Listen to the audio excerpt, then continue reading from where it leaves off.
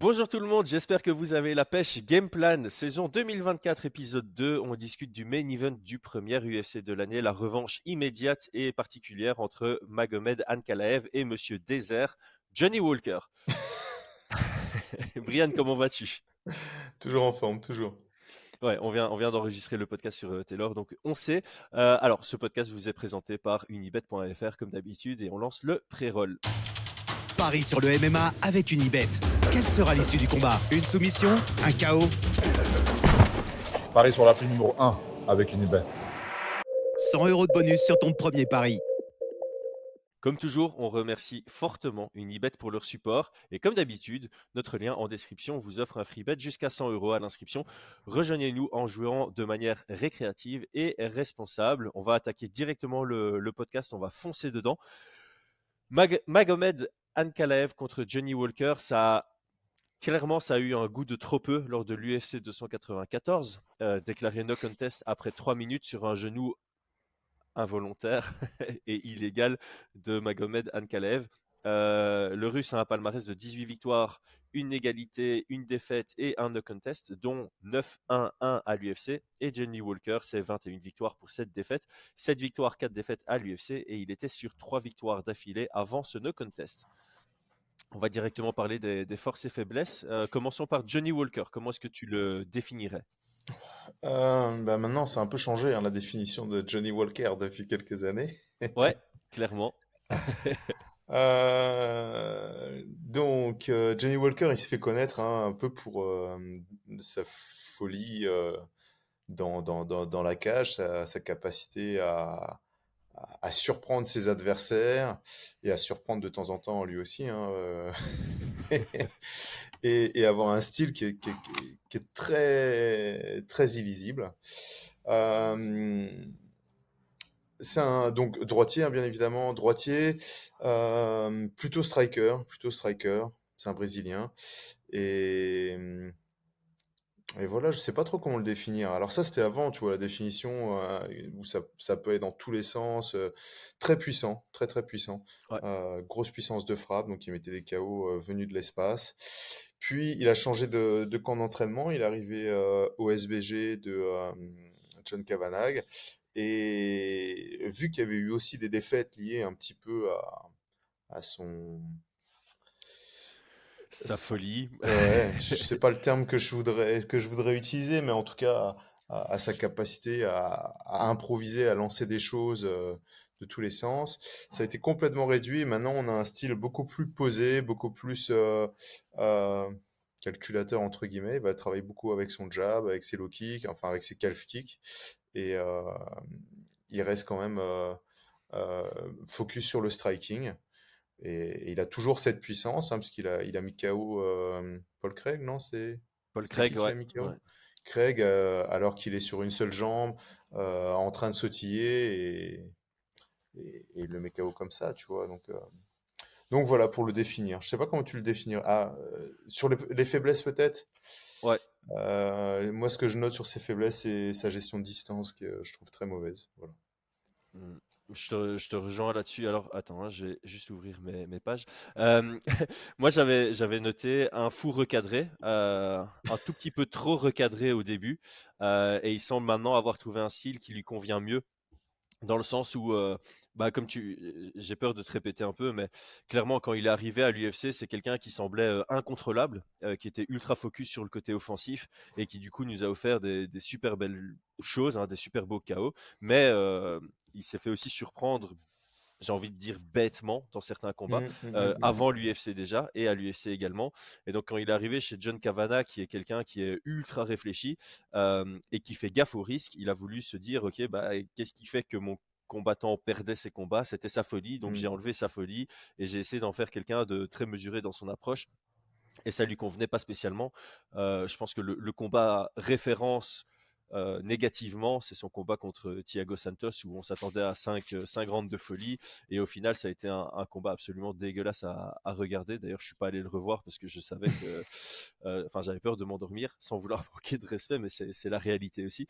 Et donc là, j'ai l'impression que ils se sont dit, ok, ce qui a fait la réussite aussi de Johnny Walker, c'est le moment où il va exploser sur quelque chose d'atypique, de créatif. mais il peut pas le faire directement, il peut pas le faire n'importe quand parce que sinon s'attendre à la folie de l'adversaire, ça le rend lisible en fait.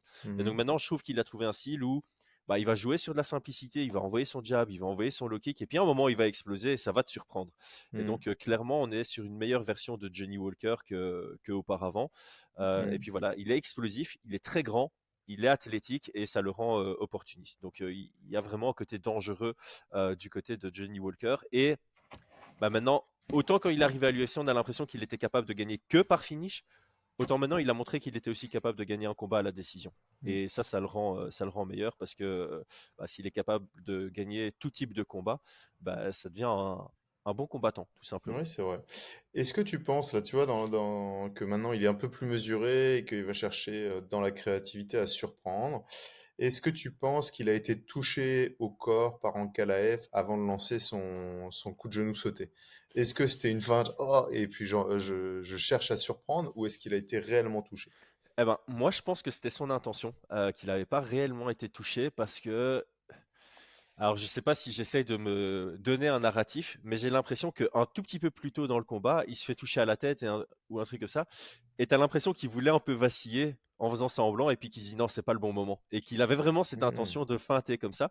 Et alors là, on va faire un lien qui est Avec, bizarre, mais qu'est-ce qu'il y a avec Anne Kalaev, tu vois? Il est que dans des combats méga bizarres parce qu'il y a eu la même chose avec Yon Pute là-bas, tu vois. Qu'est-ce qu'il a, Anne Kalaev, tu vois? Il y a une aura autour de lui qui est genre les gars ils bizarroïde. se disent, oh mais ce mec-là il est trop bête, je vais faire semblant d'être touché, je vais le connecter alors que personne n'a réussi pour l'instant. Ouais, Ouais, ouais, c'est bizarre, hein. ça arrive que Anne Caleb. Mais justement, parlons du russe. Donc, on va commencer, hein. Il est gaucher, donc on est sur un combat en garde ouverte. Comment est-ce que tu le définirais en termes de force et faiblesse? Force faiblesse, bah, en force, pour moi, il est bon partout, hein. C'est un bon striker, il est puissant, il paraît bien concentré, bien focus sur ce qu'il fait, sa lutte est bonne, enfin, tout est bon. Pour moi, il a vraiment toutes les qualités pour être champion de la division, tu vois. Mhm, Par contre, sa faiblesse, pour moi, c'est clairement le mental. mhm. Euh, j'ai... Pour moi, il n'a pas un mental de champion, tu vois. Il craque dans les combats sous la pression. Tu vois, il y a plein de trucs qui m'interrogent, tu vois. Ouais, et Qui ses réactions m'interrogent. d'après-combat aussi, je Ouais. suis pas méga fan. Ça paraît bête parce qu'on n'aime Ah pas trop ben, parler de ça, j'ai l'impression, à MMA. Mais la façon dont tu réagis après une défaite ou après une égalité ou après un no contest, ça me donne des indicateurs, moi, sur comment tu gères ta carrière. Euh, Est-ce que ouais, tu es puis plus du sur... genre à chercher tes défauts pour les améliorer ou à te cacher derrière des excuses? Et j'ai l'impression qu'il est un peu dans la deuxième option, ce que j'aime pas du tout. Ouais, et je pense que c'est lié au mental, ça, tu vois. Je pense que c'est lié au mental. Je pense au fait qu'il est tapé, il restait une seconde, tu vois. Ouais, contre Paul Craig, exact. Enfin, je veux bien, mais tu t'endors, tu vois ce que je veux dire? Tu tapes pas, quoi. Et il gagnait ce combat, tu vois, il était en train de Ah oui. tabasser. Il y a des petits trucs comme ça, les réactions d'après-combat, tu sens qu'il y a énormément de stress et il recrache tout comme ça, tu vois. Mm. Et ça, c'est vrai que c'est des indicateurs. C'est des indicateurs des réactions après-combat de mecs qui ont emmagasiné tellement de stress qu'ils déchargent après et qu'il n'y a plus de filtre, tout simplement. Donc, pour moi, ça a toujours été, oui, comme tu dis, la split, non, c'est l'égalité. Ouais. Euh, c'est des réactions qui montrent que non, t'es pas focus, tu vois. Mm. Donc, j'espère, hein, c'est pas la première fois que je dis, mais qu'il va régler ça. Et moi, je le vois être champion s'il règle ça, tu vois. Ouais, parce en termes de compétences pures, il est très très bon et il a vraiment les compétences pour arriver Ah oui. à Mhm. prendre cette ceinture. Mais il y a pas que les compétences qui comptent aujourd'hui, Ah en non. 2024. Je pense que tu as ce combattant-là en 2010, bah, sans problème, il fait une ascension jusqu'au titre et il le prend. Aujourd'hui, il y a d'autres éléments qui sont importants et le mental fait partie intégrante des clés du succès. Euh, Non, bah, c'est comme ce que dit Cédric Doumbé, tu vois, tu pourras le mettre en... je vais Cédric C'est- Doumbé en thumbnail en maintenant thumbnail. qu'on en parle. Non, mais en gros, tu peux être le meilleur de ta selle, tu peux faire des meilleurs combats. Le champion, il doit être bon le soir du championnat. C'est tout. Et c'est au moment où il y a toute la pression, c'est là où tu dois être. Et c'est comme ça que tu deviens champion. Et c'est vrai que quand tu y repenses, c'est ça. Tu fais le meilleur combat de ta vie sur un combat sans importance, mais tu perds tous les combats importants, tu seras jamais champion, tu vois. Le champion, il doit être le meilleur de sa vie au moment T. Et en KLF, bah, il a encore ce petit ajustement à faire. Ouais, je te rejoins là-dessus. Le dernier truc que moi j'avais noté par rapport à lui, c'est que ce que j'appellerais un pick fighter, un pick striker, un peu comme Mhm. Darren Till. C'est quelqu'un qui va envoyer peu, mais qui va envoyer bien. Ouais, Et il travaille ouais. beaucoup sur les single attacks. C'est pas quelqu'un qui va travailler en combinaison. Et ça le rend un peu ouais, difficile à combattre parce qu'il te laisse peu d'ouverture en retour. Et lui, il sera capable de créer les siennes sur des choses simples. Et comme tu l'as dit, il frappe dur. Il est capable aussi de te finaliser sur une frappe. Et il n'a pas besoin de te toucher beaucoup pour prendre le round aux yeux des juges Non. aussi. Je pense que ça, c'est assez intéressant. Passons. C'est Ouais, c'est vas-y. son KO contre Yon là-bas, tu te rappelles? Il Lequel? aspire Lequel des deux? quand il met une Le droite vrai là. ou le faux? Non, non, attends. C'est contre c'est lui hein, qui le met KO en l'aspirant et en lui mettant une frappe. Ouais, c'est ça, C'est à le la deuxième. Tesimov. C'est le deuxième, ouais. Ah, il Magnifique. l'aspire comme ça, tu vois, l'autre il se prend la confiance. Ça, c'est vraiment genre de. On en revient en termes de compétences, c'est incroyable, surtout dans cette division. C'est Ouais, magnifique, tu vois. ça fait penser à un combattant qui, bah, je sais même pas ce qu'il devient, mais Merbek Tezumov, je l'aimais beaucoup lui. Il était vraiment très fort pour aspirer ses adversaires et Hmm. venir les piocher derrière. Qu'est-ce qu'il devient? Attends, j'ai juste regardé. Et donc il avait perdu contre CDF après avoir enchaîné 7 victoires de suite et depuis plus rien. Ah, c'est dommage. Bon, Ah, bah si, il est parti. Ah non, je sais plus non, ce qu'il non. est. Non. Euh, Non, il n'y a plus rien. Il est free agent, mais il a plus combattu depuis 2019, donc à mon avis, il a raccraché les gants. Hmm, hmm, hmm. C'est dommage, c'est un chouette gars. Bref, passons à la partie game plan du podcast. Bon, ils ont déjà combattu l'un contre l'autre. Est-ce que j'ai commencé par cette question-là? Est-ce que du premier combat, tu trouves qu'il y a des ouvertures d'un côté comme de l'autre? Oui, hein, clairement. Clairement, il y a des ouvertures d'un côté, un peu moins du côté de Johnny Walker, mais je pense qu'il y a des ouvertures qui viennent de se créer du fait qu'on soit passé en synchrone, tu vois. On était en 3 rounds sur le premier affrontement, on passe en synchrone. Je pense que Johnny Walker est difficile à finaliser et je pense que sur sa stratégie, la stratégie qu'il avait commencé à mettre en place, il a des ouvertures pour pouvoir s'exprimer sur les derniers rounds. Ouais. Mm, mm, mm. Hmm. Donc pour toi, ça avantage plus. J'ai failli redire ça avantage davantage. Johnny Walker, le fait qu'on soit passé en 5 rounds. Bah, à la toute base, je m'étais dit ça, mais en regardant les codes de Paris, tu vois, de leur premier affrontement et de leur nouvel affrontement, l'argent est rentré sur Ankalaev. Donc les gens pensent que la deuxième rencontre. Alors, est-ce que c'est parce que le premier round qui partait à l'avantage de d'Ankalaev fait dire aux parieurs, ah bah ouais, non, il est meilleur, tu vois, techniquement, etc. Il va l'emporter, et donc ils mettent de l'argent dessus. Ou est-ce qu'ils se disent, ah, en plus c'est en synchrone, ça creuse encore plus l'écart, tu vois?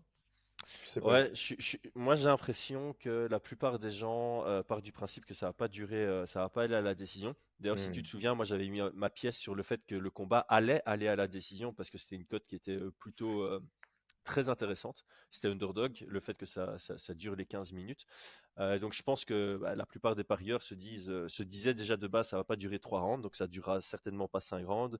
Et de ce qu'on a vu du premier combat, c'est que là où Johnny Walker pouvait être inquiétant, debout, sur les 3 minutes, il n'a pas spécialement montré une quelconque ouverture. Et quand c'est allé au sol, on a vu un large avantage à Nkalaev. Et donc je pense que c'est pour ça que les cotes se sont un peu écartées. Et justement, par rapport à ce qu'on a vu du premier combat, moi je trouve que Ankalaev devrait être plus proactif dans sa recherche d'amener au sol, parce que je pense qu'il a un large avantage s'il arrive à mettre Walker sur son dos. Ouais, ouais, je suis entièrement d'accord. C'est Sur vraiment ça son que j'ai dos noté. ou comme il était, hein, Ouais, ouais, à la cage, quoi. en riding à la cage et à frapper et à prendre ses rounds, tu vois. Mm. Ouais, et il doit étudier les règles aussi entre le précédent combat et celui-ci. Ça paraît bête, mais ça fait partie du truc parce que voilà, c'est Je ça pense qui que est. ça me fait penser, tu vois, à Peter Yan. Je pense pas que ce soit les gars connaissent les règles, tu vois. Mais Peter Yan, je pense aussi que euh, je pense que des fois, il y a ce genre de réaction, d'erreur, c'est euh, lié un peu au stress. Ouais, Tu le vois ce feu que de je veux dire? l'action. Mais en fait, c'est ça que Partir je voulais rebondir là-dessus. et tu veux tu oublies tes règles, tu vois, tu veux finir le combat parce que tu es stressé et tu frappes et ah mince, j'aurais pas dû faire ça, tu vois. Enfin, Ben, en fait, tu l'as dit plus tôt, je pense que c'est un des premiers trucs, adjectifs que tu as utilisé, c'est pas un adjectif, mais c'est un des premiers trucs que tu as dit sur NKLF, c'est il est concentré sur ce qu'il doit faire dans le combat, mm, mais de l'autre côté, tu sens aussi qu'il est ultra stressé et tu as l'impression que le fait de devoir se conserver dans un combat pour rester sur son game mm, plan ou sur son style et pas à exploser, à laisser parler son instinct, ça lui demande un stress mm, supplémentaire. Et mm, donc, quand tu vois que tu peux mettre un genou et que tu as la tête qui est là, qui est ultra disponible, bah, mm, tu le balances et puis ça te sort un peu de ton truc, et c'est un peu le cas de Peter Yan mm. et de Ankalaev. Ah ouais, Euh, ouais. Moi, du, je me suis déjà pris bah, un point de pénalité pour un coup, un coup de coude derrière. Et ah je, oui, contre Corey tu te Tate, rappelles? ouais. Et je pense que t'es là, t'as pas de solution, tu veux finir le combat, tu réfléchis pas, tu vois. Et c'est un manque de lucidité, clairement. C'est un manque Hmm. de lucidité et c'est pas lié. Souvent, ça peut être lié au stress. T'as peur de pas tenir les autres rounds ou des trucs comme ça, tu vois. Mais toi, c'est dans le troisième. Ah, j'étais fatigué. Mon cerveau, il était plus irrigué à ce moment-là. Non, mais, mais en plus, ce combat-là était un combat stressant de base, hein, contre Corey Tate. On connaissait Ouais. son côté ultra dangereux, ultra opportuniste debout. Mm, mm, mm. Donc ouais. Mais Ouais, oui, vas-y. je vois plus de chemin pour Ankalaev au sol. Je pense il y a je le pense meilleur en termes de compétences debout Ouais. face à Walker, mais je pense que c'est là où il y aura le plus de risques aussi, tu vois. C'est ça, exactement. Pour moi, sa stratégie, elle doit être simple, c'est pression mesurée, Mm, essayer de mettre quand même Walker sur son pied arrière parce que c'est là où il est le moins bon debout, mhm, lui faire peur justement avec cette lutte, et puis dès que tu as l'opportunité de casser la distance et de le lutter, tu viens le faire. mm, Après, Ankalaev, statistiquement, il n'a pas une bonne lutte du tout, hein. Statistiquement, il a 31% de réussite sur ses takedowns. Tu regardes contre Jan Blachowicz, il en réussit 2 sur 10. C'est pas mm, extraordinaire, mais voilà, je pense que Johnny Walker, c'est pas non plus celui qui a la meilleure takedown defense. Et je pense mhm, que Ankalaev, si tu réfléchis probabilité de gagner un combat, c'est plus sur l'aspect lutte qui va pouvoir l'emporter, même si, et c'est toujours ça cet argument, tu peux le voir favori debout, mais s'il est encore plus favori au sol, mm, c'est mhm. cette route-là qu'il faut prendre, et c'est ça que les gens doivent bien comprendre. Du côté de Walker, en tant que ultra underdog, tu dois prendre un peu des risques sur ta stratégie, on en parle souvent. Moi, le seul élément que j'ai souligné dans le premier combat qui me semble intéressant à reprendre dans celui-ci, c'est les front kicks. Je pense que ça peut très très bien fonctionner pour lui en garde Mhm. ouverte. Euh, et ouais, exploser sur certains moments. Je pense qu'il aurait pu surprendre Ankalaev sur son coup de genou sauté. Ouais, Mais encore une c'est fois, là. il ne peut pas faire que ça. Il doit Ouais. montrer un peu de simplicité pour cacher son explosivité. Mhm. Qu'est-ce que tu as? J'avais mis ouais, folie sélectionnée. C'est comme ça que j'avais noté dans mes notes. Bah écoute, je pense que la stratégie du premier combat, elle était assez explicite. Il a voulu adopter un petit peu la stratégie de Blachowicz parce qu'il a quand même des bons calf kicks, Walker, et on Ouais. l'a vu quand même en lancer pas mal, hein, des calf kicks intérieurs sur sur une garde ouverte qui commençait à être contré par Ankalaev. Euh, je pense que ce qui lui manque et ce qu'il doit rajouter et ce que je lui si je devais faire son game plan, c'est de rajouter les calf kicks extérieurs, donc avec sa jambe gauche, tu vois, extérieur, intérieur, et surtout mettre de l'incertitude. Donc, comme tu disais, rajouter par exemple des front kicks, des middle kicks, des feintes, tu vois, fin de calf kick, et puis tu changes, tu vas avec un crochet, ce genre de choses. Je pense que c'était un petit peu trop lisible qui cherchait les calf kicks sur Ankalaev. Et Ouais. donc, sur cette incertitude, on pourrait avoir bah, de la créativité, de la surprise et trouver des ouvertures. Moi, en tout cas, dans la stratégie, comme tu dis, je pense qu'il doit rester simple, c'est jab. euh, continuer à travailler sur ses calf kicks mais des deux côtés et en rajoutant d'autres kicks qui viennent créer cette incertitude pour pouvoir investir, comment dire ça, euh, pour que ça commence à avoir de l'effet au fur et à mesure des rounds, tu vois. Et Une c'est sorte là-dessus que le d'investissement. 5 rounds te semble être Ouais, peut-être un peu plus à l'avantage de Jenny Walker parce qu'il peut ouais. avoir une stratégie de Mm, cumul de mm. douleur. Ouais. Je pense qu'il doit parier sur ça aussi, sur une stratégie de cumul qui n'était pas des plus judicieuses sur un 3 rounds, mais sur un 5 rounds, je pense que ça peut payer.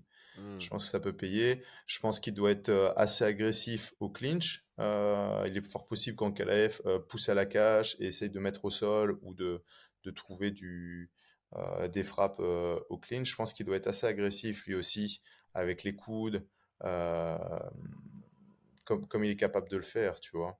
Euh, Être un peu dirty, tu vois, au clinch. Voilà comment je verrai le truc et surtout faire bien attention à pas se faire mettre les épaules au sol et contrôler et perdre ses rounds comme ça bêtement quoi. Hmm. Mm, mm, mm. Ouais, pas mal. Eh ben, passons à la partie suivante, c'est la question du membre. Donc j'en profite comme d'habitude. Si vous regardez le podcast encore après 21 minutes, c'est que vous êtes intéressé par ce qu'on dit. Et donc si vous n'êtes pas abonné à la chaîne, c'est le moment de s'abonner pour pouvoir profiter de toutes nos vidéos dès qu'elles sortent. Likez la vidéo, mettez un petit commentaire avec votre pronostic sur ce combat par exemple. Et il est possible de rejoindre la chaîne en tant que membre, ce qui vous permet notamment de poser des questions pendant les podcasts, enfin pas pendant, mais préemptivement au podcast. Et voilà, d'autres avantages tels que des vidéos exclusivement réservées aux membres et des réponses à vos commentaires en priorité. Donc la question que j'ai sélectionnée, elle vient de Mathieu Rebourg et elle ne concerne pas spécialement le combat directement, mais plus la division light heavyweight. Donc il dit que Walker contre Ankalaev ressemble à une demi-finale pour le titre. Comment peut-on expliquer le déclin des moins de 93 kilos? Il a l'impression que John Jones, Daniel Cormier ou Anthony Johnson seraient champions sans forcer à l'époque actuelle. Et donc, on a l'impression qu'il y a un genre de déclin du niveau chez les light heavyweights. Donc, est-ce que déjà tu es d'accord avec le fait que la division est peut-être moins forte qu'à l'époque? Et si tu es d'accord avec ça, comment est-ce que tu justifierais cela? Euh, Déclin. Ouais, je sais pas du tout. Je- Je vais peut-être répondre parce Vas-y. que moi je pense qu'il n'y a pas vraiment de déclin. À l'époque, on avait John Jones qui était numéro un. Qui a roulé Puis sur tout le effectivement, monde. tu avais 2, 3, 4 qui étaient très forts et qui étaient largement au-dessus du reste. On avait l'époque Cormier, Gustafsson et Rumble Mhm. qui variaient entre 2, 3, 4. Et puis de temps en temps, tu avais un contender qui montait jusqu'à John Jones et puis qui Mhm. retombait. Mais le niveau en dehors du top 6 a jamais été exceptionnel chez les light heavyweight. À l'époque, on a l'impression que la division light heavyweight était exceptionnelle parce que l'UFC la mettait beaucoup en avant. À Mhm. l'époque de Rashad Evans, Forrest Griffin, si on revient un peu plus en arrière, Chuck Ouais. Liddell, Randy Couture, parce que elle a été Maurice fort Roy. marketée à l'époque, mais c'est pas pour autant qu'elle était spécialement meilleure en termes de compétences. Je pense que c'est une illusion qu'on avait Mhm. de par le fait que ouais, les gros noms étaient dedans parce que le marketing tournait davantage autour des poids lourds et des light heavyweights. Et à l'époque, des poids lourds, il y en avait tellement peu qu'au Mhm. final, l'UFC s'est vraiment concentré sur les light heavyweights. Pour preuve, Randy Couture, il est allé gagner le titre heavyweight à l'époque alors qu'il faisait peut-être 98 kilos, quoi. Ouais, C'était c'est un vrai, beau hein. poids lourd. Il était monté prendre cette ceinture-là par manque de niveau dans cette division, même si, voilà, historiquement, il y a eu aussi des chouettes noms en poids lourd. Moi, j'ai pas l'impression qu'il y ait réellement un gros déclin. Évidemment, le départ de John Jones, ça fait beaucoup, mais Mhm. ouais, Bah, si tu regardes, c'est Pereira, Jamal Hill, Prochaska, Ankalaev, tu vois. C'est les quatre au top. Euh, c'est solide, hein. Ça reste solide, je pense, tu vois. ouais, ouais. Donc peut-être que les noms sont moins connus, effectivement. Et après, je pense qu'il y a John Jones qui a... Peut-être parce qu'il manque un John Jones, peut-être, tu vois. C'est vrai que sur l'époque Jones, Daniel Cormier, Gustafsson, mais vous mettez Gustafsson là, le prime Gustafsson, la belle époque, je suis pas sûr qu'il passe le top 4 qu'on a actuellement, tu vois. Ouais, en fait, c'est ça. Moi, je pense par exemple que Gustafsson contre Jamal Hill, ce serait un très chouette combat, assez équilibré. Mais Maintenant ou tu parles du Prime? tu prends la version Gustafsson qui a affronté Daniel Cormier, donc une des meilleures Ouais, versions de ouais, Gustafsson, contre Jamal Hill. Ça donne un beau combat, assez ouais. équilibré. Je pense pas que Gustafsson le surclasse du tout. Non, Je moi, pense je pas. pense que Jamal Hill le bat, tu vois. Ouais. Donc je pense que c'est plutôt que, oui, light heavyweight, il y avait John Jones, il a vraiment mis énormément de lumière. On a eu Daniel Cormier qui était excellent aussi, hein, ça on peut pas le nier, tu Ouais. vois. Donc je pense que si sur la question, si c'est vraiment cette période-là, soit si c'est cette période-là, oui, pour l'instant, John Jones et Daniel Cormier, effectivement, c'était pour moi le top. Si c'est un petit peu avant, effectivement, on avait des superstars. Ouais. On peut pas le nier, tu vois. Moi, Et donc, j'ai adoré la période où tu as eu du Forrest Griffin, Shogun Rua, Lyoto Machida, Rashad Evans. Cette ouais, période-là, elle était elle était magnifique. incroyable. Mais c'est C'était génialissime. des superstars. Mais est-ce qu'ils avaient le niveau qu'ont les combattants actuels? Je suis moins sûr, tu vois. Mais par contre, c'est vrai que comparativement aux autres divisions, à cette époque-là, tu Ouais, vois, c'est la l'époque belle light époque. heavyweight Ouais, ouais, ouais. de Lyoto Machida, quand tu regardais les autres divisions, tu étais peut-être un peu moins intéressé. Encore une fois, est-ce que c'est une question de star power? Est-ce que c'est une question de niveau? Est-ce Ouais. que c'est... Voilà, c'est difficile à dire, mais j'ai pas l'impression qu'il y ait un si gros déclin de niveau. J'ai plus l'impression qu'il y a un déclin d'intérêt de par le marketing de l'UFC, peut-être. Ouais, je pense. Et puis peut-être que les combattants, ouais, sont moins. Oui, moi, clairement, je suis moins intéressé par la KT, ça c'est sûr, hein. Ça Ouais, c'est sûr. bienvenue au club. Donc c'est un déclin de la KT peut-être général, tu vois. Peut-être Ouais. général sur nos attentes, sur l'ensemble des choses. Techniquement, je pense pas, mais de manière générale, oui, je rejoins le monde. Ouais, bah on le verra très bien sur le nombre de vues de cette vidéo. D'ailleurs, aidez-nous, partagez la vidéo pour qu'on ait quelques vues. Passons à la partie pronostat et pronostic. Donc, sur notre partenaire unibet.fr, Anne Kalev est gros favori à Mhm. 1,17 contre 4,50 pour Walker. Donc, on est sur un gros 80-20 à l'avantage du Russe. Avant le podcast, on se disait qu'on n'était pas d'accord. On trouvait ça peut-être un peu exagéré. Moi, j'avais noté 65-35 pour Anne Kalev. Je sais pas où tu te positionnes. Moi, j'étais plutôt ouais, j'ai marqué 60-40. Non, je voyais en qu'elle avait favori. Ouais, ouais. J'aurais pu voir plutôt un 60-40. 65-35, je trouve ça ouais, un peu plus mesuré, tu vois. Hmm. Mais non, 80-20, je trouve que c'est beaucoup. Je pense que Ouais. c'est fortement influencé par ce premier round. Hmm. Et si c'était en 3 rounds, je pourrais l'entendre, tu vois, à 80-20. En 5 rounds, je pense que ça va à l'avantage de Walker. Je pense il a quand même pas mal d'adaptations à faire. Mais ouais, 65-35, je trouve que c'est un peu plus judicieux quand même. Ouais. Ouais, c'est bon. Après, mon pronostic restera Anne Kalev Oui, à la décision. Je vais rester dessus. Je pense qu'ils vont être peut-être un peu trop attentistes, tous les deux. Comme tu l'as dit, Johnny Walker, il n'est pas facile à finaliser. Même si Anne Kalev montre des vraies compétences à finaliser. Quand tu regardes Anne Kalev, une fois qu'il est dans le top, c'est beaucoup de décisions, hein, beaucoup de victoires à la décision. mhm. Donc ouais, moi, je vais rester sur Anne Kalev à la décision. Moi, je vais prendre un petit peu plus de risques. Tu vois, j'ai mis du respect sur Walker. Clairement, je pense il a ses chances, hein. C'est pas. Mais je vois quand même Ankalaev l'emporter par TKO dans le quatrième. Ok. Ah oui, gros Voilà. risque parce qu'en plus tu ouais, Gros ouais, ouais. risque, pas tant que ça. Le scénario, je le vois être capable de mettre au sol, pas être capable de finaliser, de soumettre, mais d'obtenir euh, Un ouais, arrêt de d'obtenir l'arbitre par un arrêt de l'arbitre. Voilà, une vraiment un défense arrêt de incohérente. l'arbitre dans la fatigue et peut-être avec un Walker qui sera pas très content d'avoir été arrêté, trouver ça trop tôt et tout, mais on sera tous d'accord de dire qu'il n'y avait plus rien à proposer, tu vois. Ah bah voilà, on a fait le Voilà tour. comment je le prédis, comment je l'imagine. Non, ça me semble, c'est justifié, c'est justifiable et Mm, mm. justifié. Parfait, Brian, merci pour ta préparation. Merci à tous d'avoir suivi jusque maintenant. À très bientôt. Ciao, Ciao tout ciao. le monde.